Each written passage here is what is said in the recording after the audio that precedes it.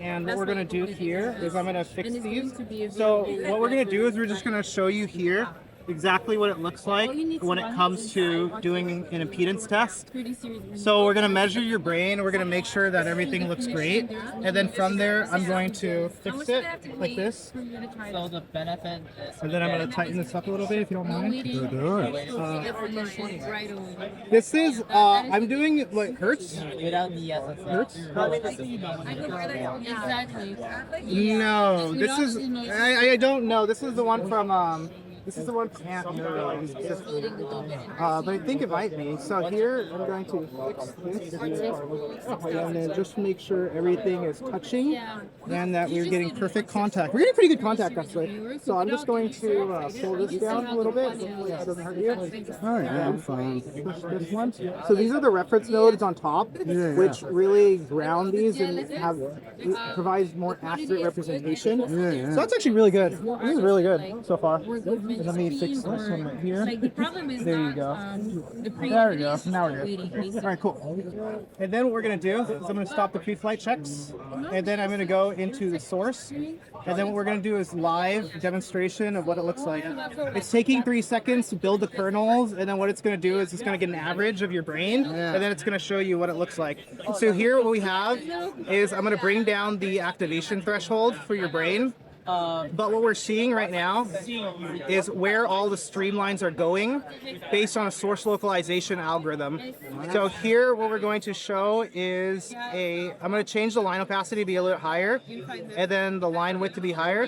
But what we can see is where all that activity is going inside of your brain. And I'm going to change the threshold a little bit higher so that we really isolate them to different areas. Here we can see there's a lot of activity here, and you're seeing electricity go from your prefrontal cortex down to your occipital lobe and back. And practically what that means is that because you're using your eyes, you're sending data back and forth, right, between the brain. First trying to send it to the back and understand what's going on from a visualization standpoint, and then processing it in the front on what should I do after, right? Like flight or fight response, things like that. So I could show you different activation networks, and let's choose like the largest. Let's choose the top 1%.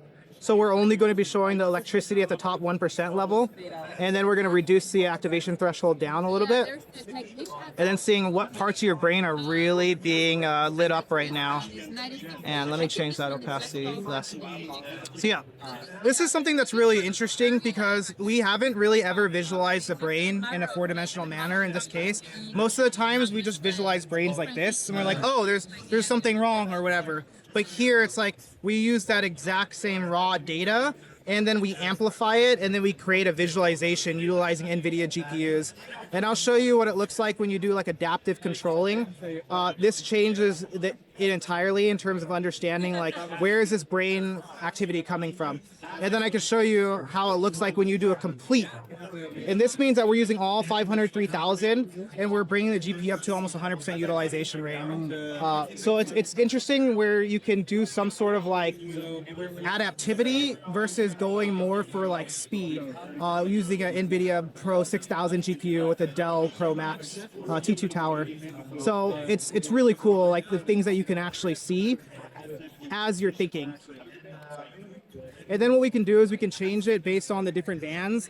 You have delta, theta, alpha, beta, low, gamma. And all of those mean is that what is my activity when I'm sleeping, which is going to be a lot of your deltas, your deep sleep, versus your theta, which is light sleep, alpha, you're resting, your betas and your low gammas. Like I'll filter it to low gammas. This is where like you're really deep in focus and you're working, and those are, you're usually your 30 to 40 hertz.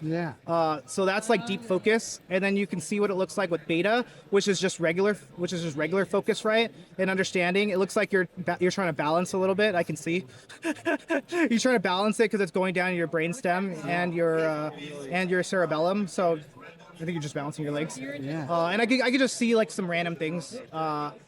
And then this is your alpha. This is just like rest, like normal rest, right?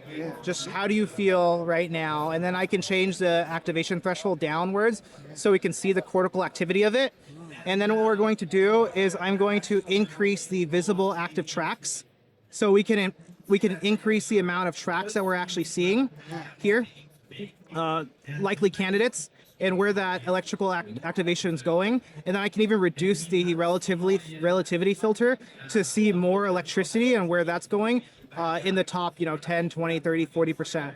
But really understand like what's going on in there, right? And like I could see you're really focused on this. Like I could just see it. That's really cool, man. Yeah. I hope you enjoyed. I love it. I hope you enjoyed it. Yeah. I'm all about this. Yeah. It's a cool little demo. Great. Thanks Yeah. so much. I really appreciate it. So how do we find out more about you? What's your website? Yeah, my website's just Ensemble Neuro, ENSEMBLE .com? Yeah, .com, just Ensemble Neuro. Incredible. And Did you build the interface here? I built the whole thing. Yeah. Oh my God. How I do built you everything. do this? Java, Python? No, Java? this is all built on Rust. So Rust. this is built on Rust, and then this visualization is built on React. And then I used WebGPU, WebGL, in order to optimize it with GPU, with the NVIDIA Pro 6000. So a lot of it was just GPU optimization, and the source localization algorithms are actually in Python. So I created a sidecar in order to make sure that it can all run without internet, GPU accelerated with CUDA and PyTorch. And where are you based? I'm based in San Francisco. Incredible. Yeah. Thanks so much. No, I really, appreciate yeah. it. And what I'm gonna do for you is I'm gonna send this later to you so that you can like look at it whenever you want, and you could change all these filters, and then you could just play with it. And then I'll give you a report too about your alpha, beta, theta. I'll just give you a report about all your brainwaves. Thanks so much. And then here, when you have cinematic replay, it's building right now. When I press it, it's gonna be building.